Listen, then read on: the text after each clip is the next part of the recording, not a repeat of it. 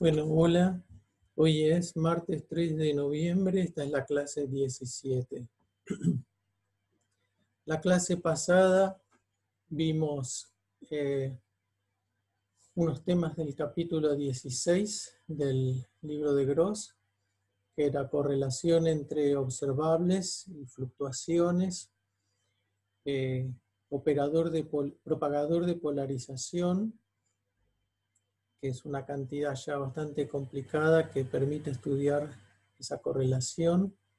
Y empezamos con el capítulo 18, que va a ser teoría de perturbaciones.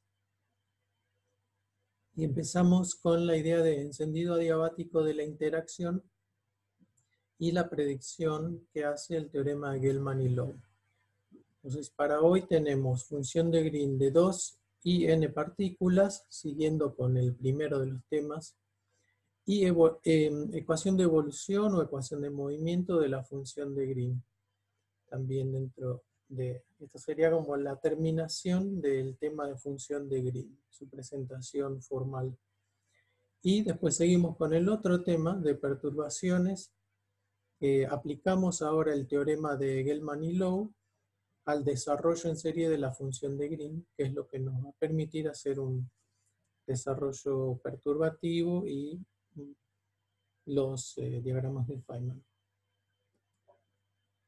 Hagamos un breve repaso de lo anterior. El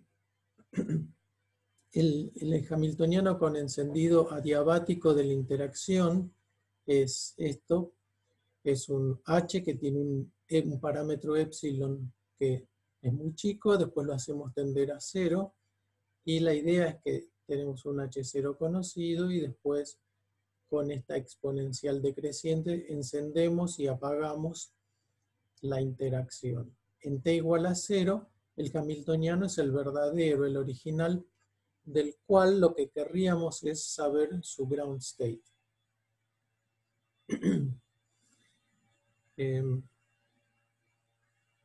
Formalmente este problema lo escribimos para un dado epsilon como empezamos en tiempo menos infinito con el estado sin interacción, que lo conocemos, si son fermiones, pues sería un determinante de Slater, y lo hacemos evolucionar desde el menos infinito hasta t igual a 0 con el operador de evolución en picture de interacción correspondiente y todavía dependiendo de este parámetro epsilon.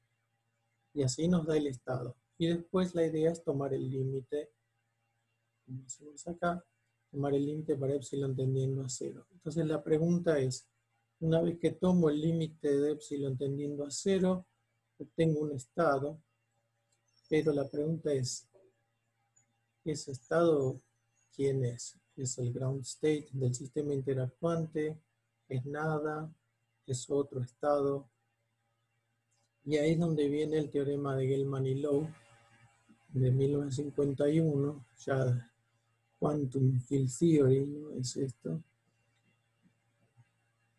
que dice, bueno, el límite de ese estado, sí sub epsilon, pero lo divido por este bracket, por cuestiones técnicas casi, pero importantes. El límite es un estado. Si ese estado existe, entonces es un autoestado de H y no necesariamente el fundamental, y eso es todo lo que podemos decir, aunque en principio no parezca del todo intuitivo. Lo que pasa es que en un sistema de muchas partículas pueden pasar cosas muy complicadas, y entonces uno no sabe en realidad a dónde va a parar cuando enciende las interacciones. Yo me olvidé mencionar que esta idea del encendido adiabático ya hace unos años se empezó a pensar como un posible camino o técnica para resolver problemas complejos y después mapearlos a otros problemas y hacer una especie de computación cuántica con eso. Por ahí podríamos buscar las referencias de esos temas si alguien tiene ganas de verlo. O sea, para mí es un problema muy atractivo esto de qué pasa cuando voy encendiendo la interacción. Porque pensemos que hay sistemas, como los sistemas de los que hablaba Alberto el otro día, el efecto Hall cuántico, la superconductividad, son sistemas que tienen un estado fundamental o excitados que no son perturbativos. O sea, dependen de manera abrupta en un pequeño parámetro. Entonces, por ese motivo, el teorema de Gell-Mann y Low no puede predecir cosas sobre ellos. Entonces, bueno, eso. Es un tema escabroso y rico e interesante, me parece. Bueno, eso era encendido adiabático. Lo otro que vimos era esto de correlaciones entre operadores A y B. Escribimos las fluctuaciones, valor medio de las fluctuaciones, de la correlación de las fluctuaciones en el fundamental y lo calculamos, lo trabajamos un poco y vimos que al final esto depende de la correlación entre las fluctuaciones de la densidad. Si estos operadores son locales en la representación, son locales en coordenadas. Entonces aparece como algo bastante universal y general esto de las fluctuaciones de la densidad. Son como la herramienta básica a partir de la cual yo calculo correlaciones de cualquier par de operadores. Entonces ahí definimos el propagador de la polarización, que es parecido a una función de Green, tiene acá el ordenamiento temporal, tiene dos argumentos, y acá en lugar de los campos del DAGA y el no DAGA, tenemos fluctuaciones de la densidad. Si lo expresamos en operadores de campo, la densidad es un producto, ¿no?, de operador de destrucción, operador de creación. Acá ya se le restó el valor medio para obtener las fluctuaciones de la densidad, entonces tengo este término con 4 operadores de campo y esto restando con los valores medios de la densidad. Este tema que por ahí visto así parece un poco descolgado, en realidad es importante porque este tipo de cantidades lo que se termina usando para calcular la respuesta del sistema a campos externos, a un campo eléctrico oscilante, un campo magnético. Y eso es súper importante porque los experimentos son básicamente eso, respuesta del sistema a alguna probe, alguna cosa que los perturba y los molesta.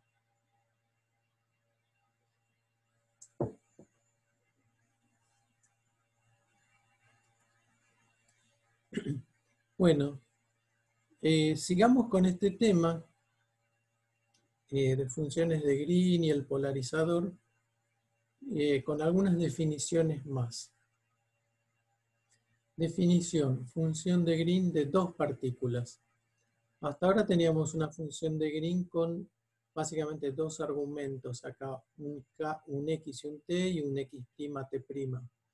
Ahora defino esta función de Green que tiene 4 argumentos, 4 posiciones y 4 tiempos.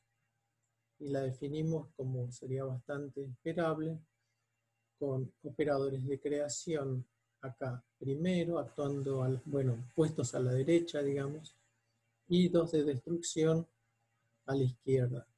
Ordenados temporalmente, sándwich con el estado fundamental igual que antes, y dividimos por la norma al cuadrado, just in case. Si se acuerdan, con la función de Green, acá simplemente teníamos uno de destrucción y uno de creación. Bueno, entonces, después voy a decir unas palabras más de cómo se interpreta esto. Pero veamos el ordenamiento temporal generalizado. Ahora acá, ven, tengo 4 operadores, cada uno con su argumento temporal, y de nuevo les pedimos ordenarlos. Esto se empieza a complicar un poco así en un sentido práctico. Conceptualmente no es difícil, pero empiezan a aparecer muchas posibilidades. Pero lo que quiere decir es que hay que ordenar los operadores, estos A1, A2, hasta N, hay que ordenarlos con, de nuevo, el tiempo menor a la derecha y así sucesivamente. Entonces, va a haber, se están permutando estos tiempos de acuerdo a su orden, al orden que tienen acá en el argumento de la función de. Lo mismo que antes con 2, pero ahora con n chica argumentos. El ordenamiento temporal se complica, se va complicando. Por ejemplo, acá tenemos 4 argumentos, entonces hay 24 posibles ordenamientos temporales. Sin embargo, en un sentido físico se los puede como agrupar en 6 grupos. Porque, por ejemplo, hay casos que están relacionados de forma muy simple. Por ejemplo, G1, 2, 3, 4, que es como está escrito originalmente, si doy vuelta solo los argumentos 1 y 2, le pongo un signo menos, porque, vuelvo atrás, eso implica transponer 2 operadores de creación que me introducen un signo. Si hago lo mismo transponiendo acá, solo los 2 de creación, me pasa lo mismo, me sale un signo. Acá de nuevo, 1, 2, 4, 3. Y después, si transpongo ambos, el primero con el segundo y el tercero con el cuarto, ahí se me va el signo, pero la misma cantidad. Bueno, sin meternos mucho en este tema, que por ahora no lo vamos a usar, finalmente lo que importa es el orden de los operadores de creación y destrucción físicamente. Porque si tengo cosas de este tipo, destrucción, destrucción, creación, creación, serían estos 4, tendrían esta forma. Y esto lo que quiere decir es que primero se crean 2 partículas, se deja evolucionar y, bueno, se crean 2 partículas en tiempos que pueden ser distintos, se lo deja evolucionar, se destruyen en tiempos que pueden ser distintos y ahí se calcula el overlap con el estado inicial. Pero corresponde más bien a la propagación de 2 partículas sobre el sistema de n partículas.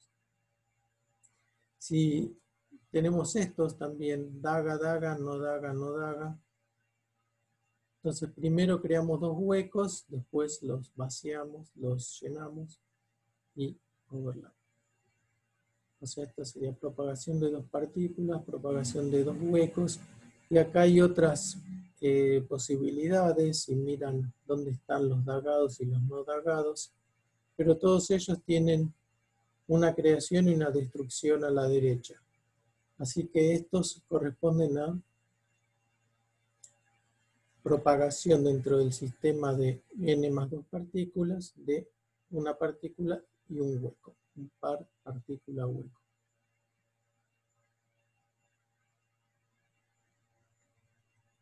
Entonces, para resumir, la función de Green es un propagador de 2 partículas.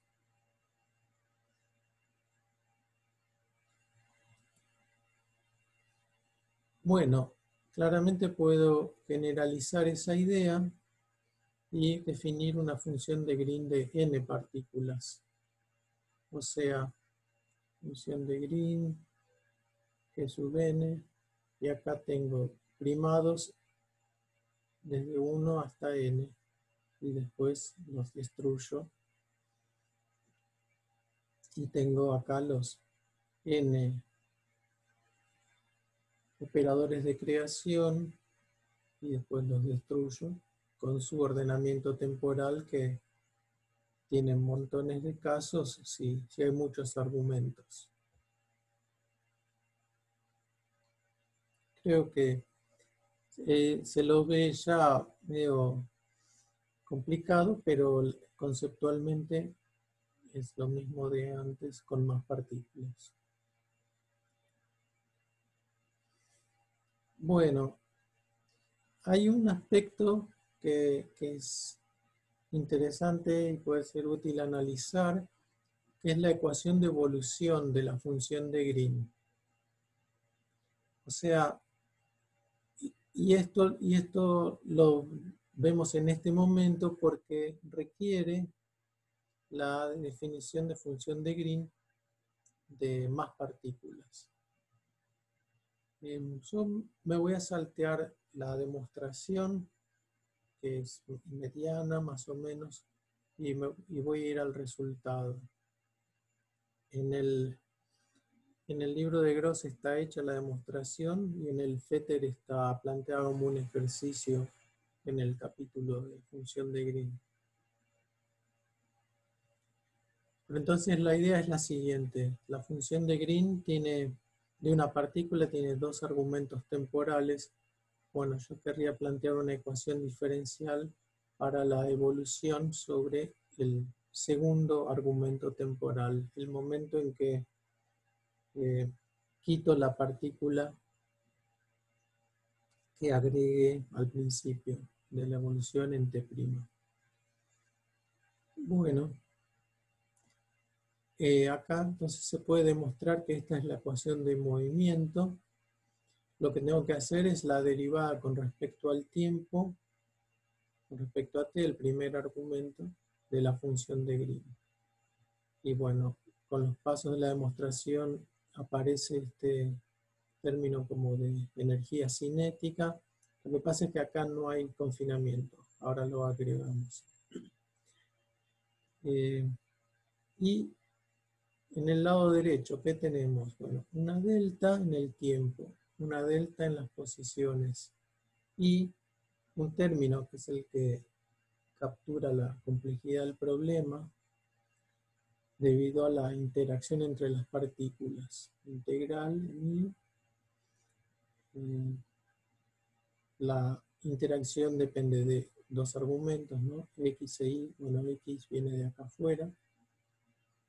Y acá una función de Green que tiene 4 argumentos. O sea, es una función de Green de dos partículas, como acabamos de ver. Los argumentos no son generales, porque en general todos estos pueden ser distintos. Pero bueno, el asunto es que efectivamente aparece una función de Green de dos partículas. Acá hay T, acá hay T más y un T'.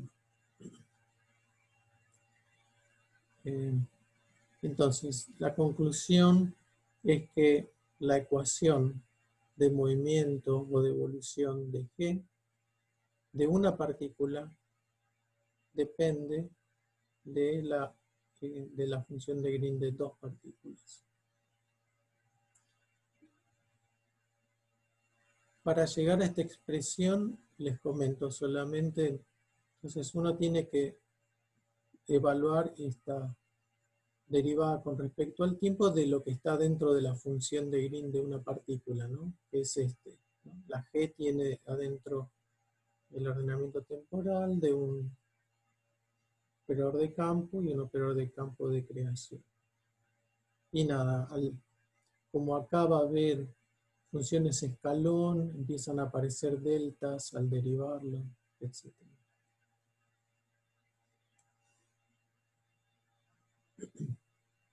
Bueno, este es el resultado. Para partículas no interactuantes, o sea, sin este B de XY, este término se va y me queda más sencillo esta derivada, este hamiltoniano, G está sub 0 porque es, o supra 0 sin interacción, y es solamente las deltas. Y esto de teórica 1 les resultará familiar, una ecuación diferencial donde el lado derecho son deltas. Y esto es lo que justifica el nombre de función de Green, para esta función de Green, que es la solución de una ecuación diferencial cuando el lado derecho tiene fuentes puntuales, por decirlo así. Bueno, en presencia de un potencial externo que puede estar confinando a las partículas, simplemente se modifica este bracket que está enfrente de la función de Green. Y hay que agregarle el confinamiento, este U de X, bueno, con signo menos. Eso habría que hacerlo, digamos, habría que trabajar la demostración para demostrar.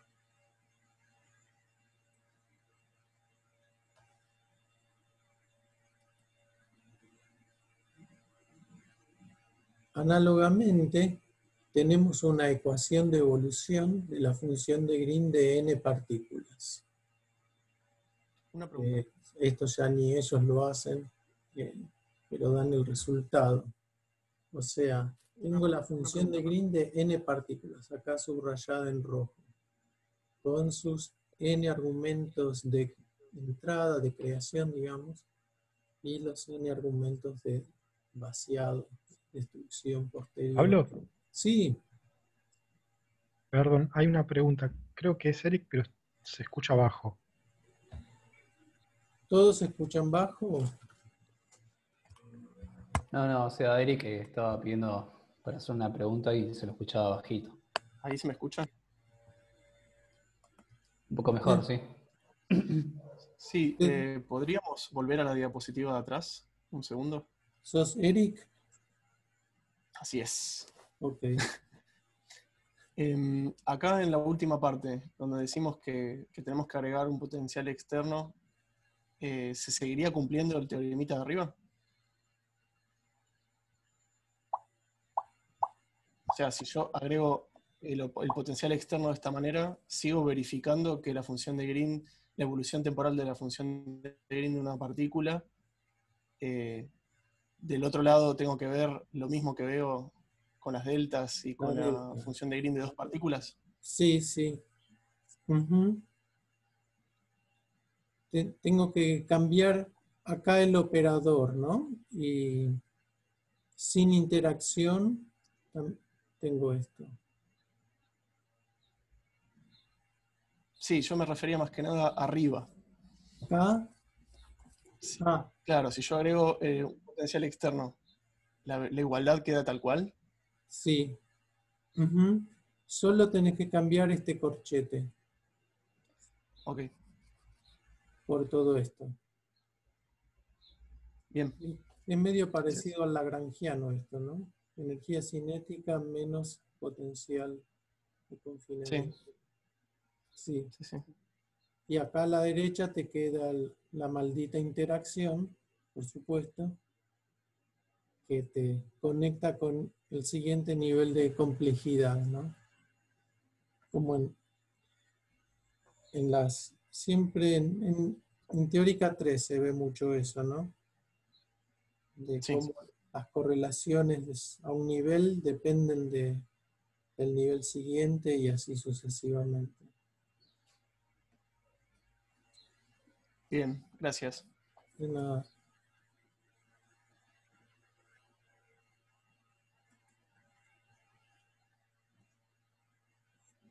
Acá podríamos decir lo mismo. Este corchete se podría cambiar por uno que contenga un confinamiento exterior. Bueno, y entonces básicamente lo que tengo para decir es lo mismo de antes. La derivada de la función de Green en el primer argumento tratando de leer este choclo acá, depende de la función de Green de n más 1 partículas.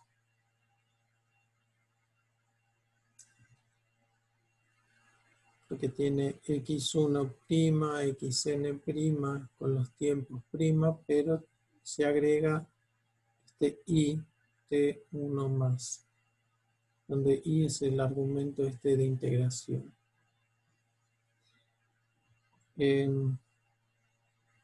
Esta mañana, previendo que Eric podía preguntarle, escribí un ejercicio acá. No, chiste. Vi que era tan... Igual no lo iba a hacer yo este. Digo, es tan difícil leer esta ecuación que se me ocurrió. Bueno, escriba los casos n igual a 1, que sería el que ya vimos, 2 y 3, o sea, evolución de la ecuación de la función de Green de 2 partículas y de la de 3 partículas. Acá hay una suma hasta n, así que se los planteo. Es sencillo, si alguien lo quiere hacer, ya queda tachado de la lista para próximos ejercicios.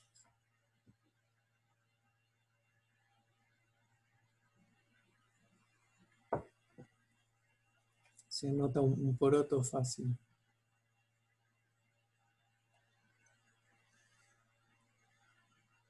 Bueno.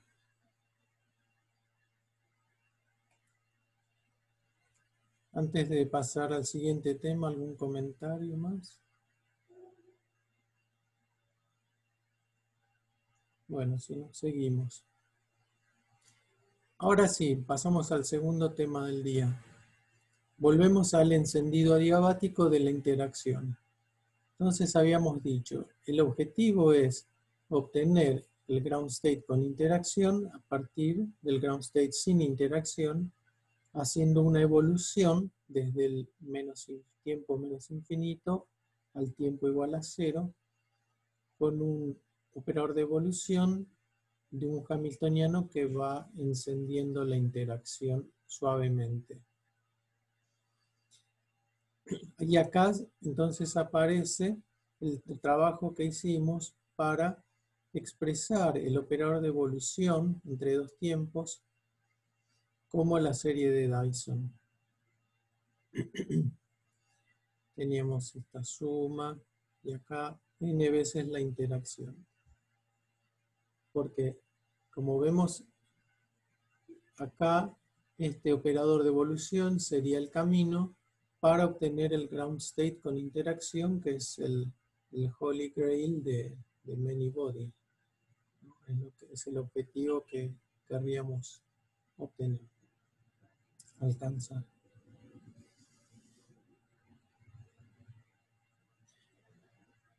Bueno, ya lo enunciamos, vimos más o menos qué es lo que nos dice, y ahora la pregunta es, ¿para qué nos sirve el teorema de Gell-Mann y Low? Y ahora yo voy a decir dos cosas de para qué nos sirve. La primera es esta transparencia. Bueno, habíamos dicho, el teorema habla de este estado xi, dice si existe, entonces pasan ciertas cosas, pero entonces el estado es el límite de epsilon tendiendo a 0 del estado que surgió de evolucionar con el hamiltoniano que todavía tiene el epsilon, o sea, evoluciona lento, pero con una escala temporal dada por el epsilon. Se dice, si este existe, entonces es un autoestado del hamiltoniano completo en t igual a 0. Bueno, podemos escribirlo explícitamente acá. Este psi sub epsilon era el ground state no interactuante, phi sub 0, evolucionado. Entonces acá en el denominador también lo escribo así. Uy, acá me equivoco. Esto es phi sub 0.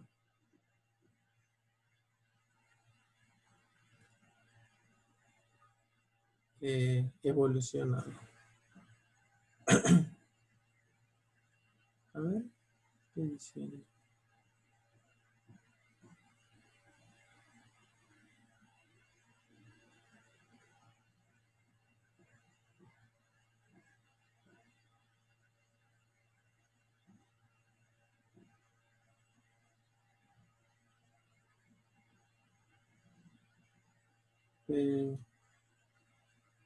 Bueno, a ver, ahora tengo una laguna, esto no me cierra.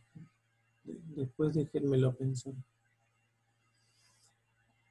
Pero acá tengo el estado. Lo que quería hacer era escribirlo como acá. Este es el problema que yo estoy.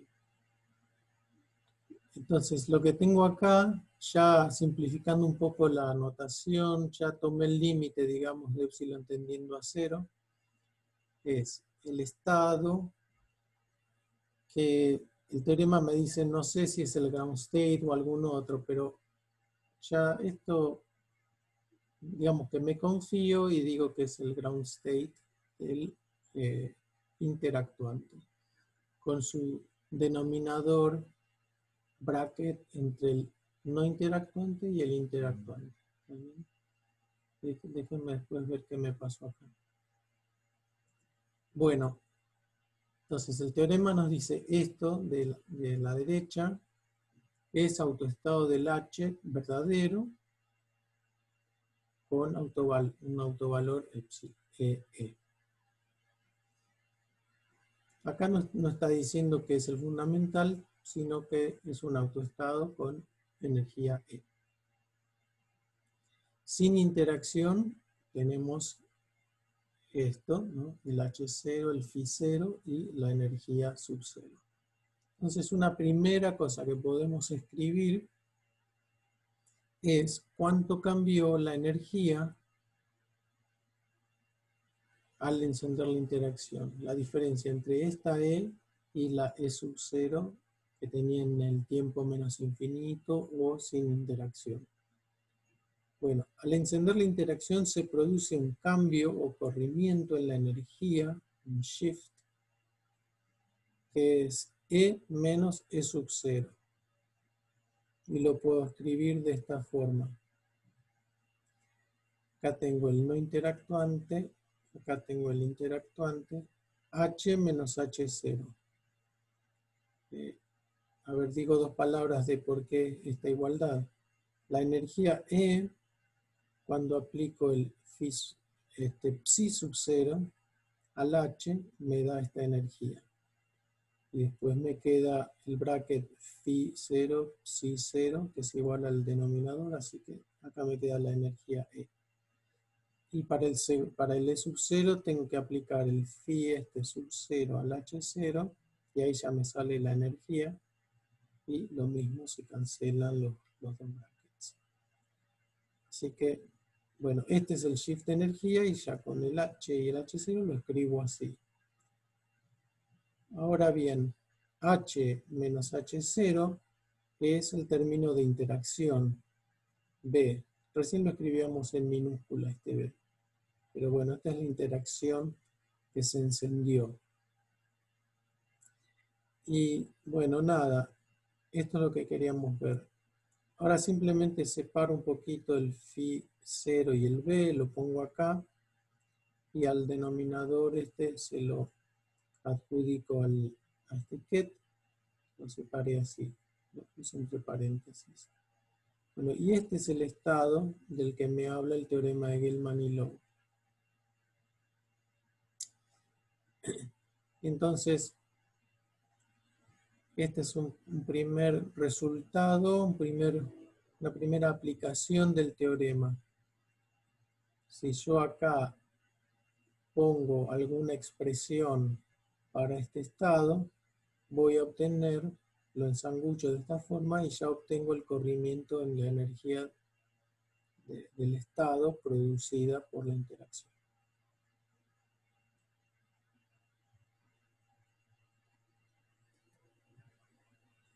¿Cómo haríamos eso? Bueno, este es el estado de Gell-Mann y Low, que se escribe así. Acá copié lo mismo, así que no confíen en esto. No, esto es un Φ0, nada más.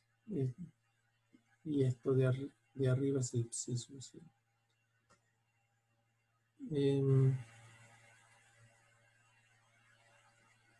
Con la expresión esta del operador de evolución, obtenemos el estado de Gell-Mann y Low y el operador es el choclo de la serie de Dyson, que ahora, además de los B acá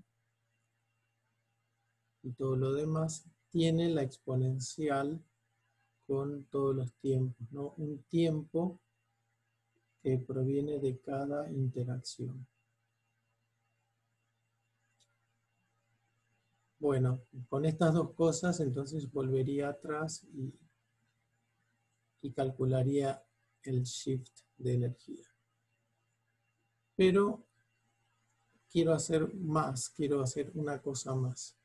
Entonces, con el estado obtenido con el teorema de Gell-Mann y Low y la serie de Dyson, para el operador de evolución tengo estas dos cosas. Con ellos se puede demostrar la siguiente expansión del valor medio de operadores. Acá de nuevo hay un trabajo bastante, no del todo chico, digamos, que está en el libro y que me lo voy a saltear. Pero la idea es calcular o bien el valor medio en el estado interactuante de un operador o de dos operadores, y acá ya pongo la expresión final del valor medio de dos operadores ordenados temporalmente, como si muy parecido a la forma de una función de Green. Bueno, esto efectivamente entonces hay que demostrarlo, si lo pueden leer del Gross. Pero miremos un poquito qué es lo que tiene.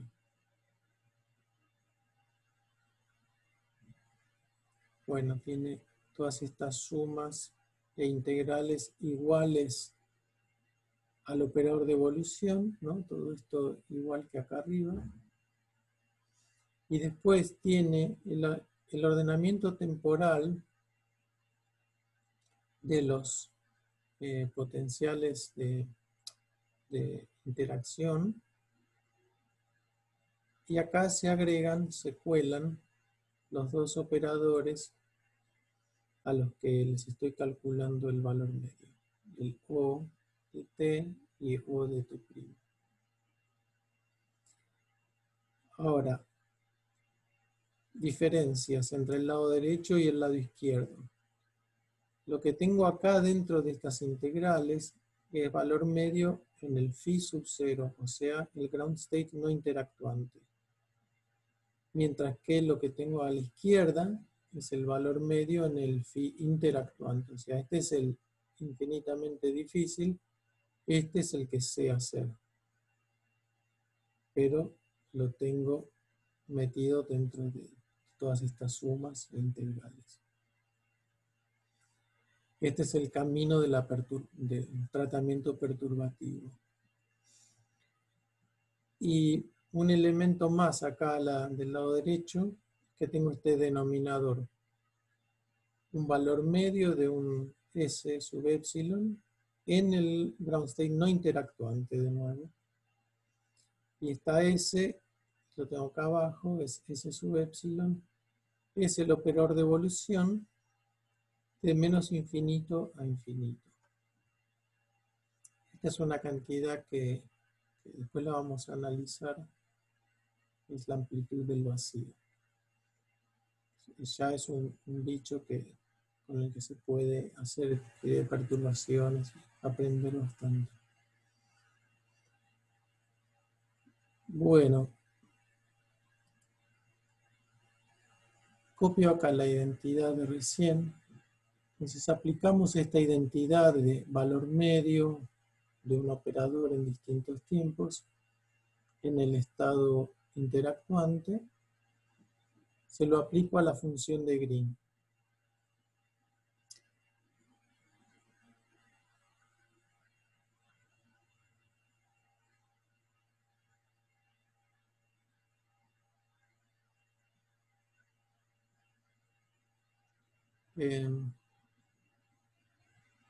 Bueno, función de Green tiene R y T, R', T'.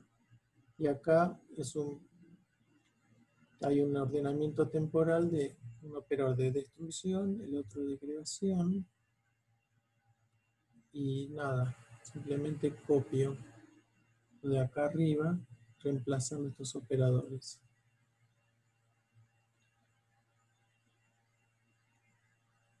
O sea, tengo el ordenamiento temporal de n interacciones, en picture de interacción, y destrucción y creación.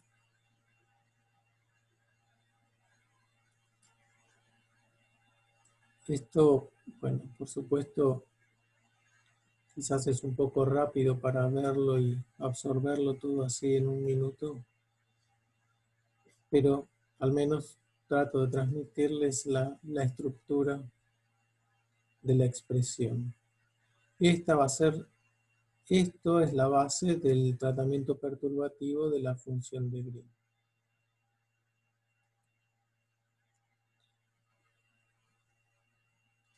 Acá simplemente la copié de nuevo. Usaremos esta expresión para el análisis perturbativo y diagramático de la función de Green. Ahora, para empezar a perderle el respeto un poco y el miedo, veamos el término con n igual a 1. ¿No? O sea, acá tengo suma de n, 0 hasta infinito. Y eso me determina cuántos potenciales de interacción aparecen acá dentro del T. Bueno, n igual a 1. Entonces tengo valor medio en el fino interactuante, ¿no? Acá a la derecha, de ordenador temporal, un potencial con argumento T1, y sí, siempre están estos, que son los que vienen de la función de Green. Destrucción en T, creación en T'. Bueno, el B de interacción, en realidad, ¿no? Lo que hay que recordar que es lo siguiente, tiene integrales x1, x1', b, creo que acá metí la pata de nuevo, estos argumentos,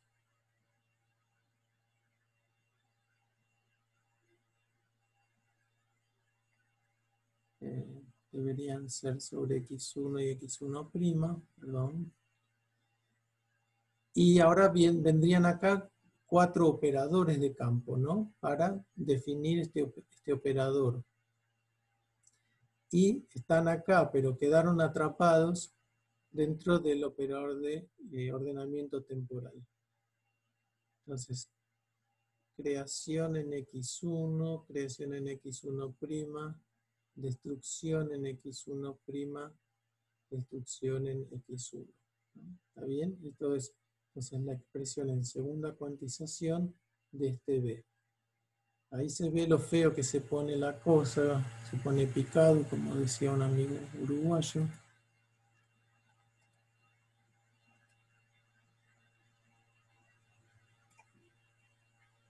O sea, todo esto vendría simplemente de este B. Y después tengo las dos funciones de Green, los dos operadores de campo. Bueno, entonces ya vemos, en n igual a 1, tenemos un ordenamiento temporal de 6 operadores de campo. Y a ellos hay que tomarles valor medio sobre el fino interactuante.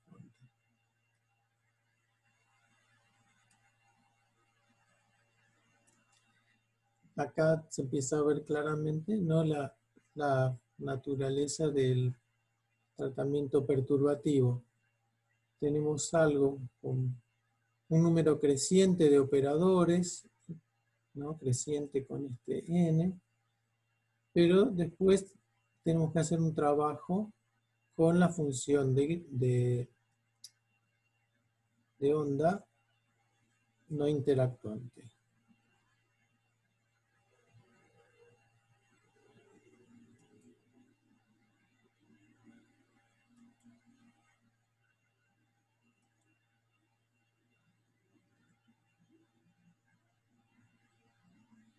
Bueno, y hoy es un día liviano, así que en principio termina ahí la clase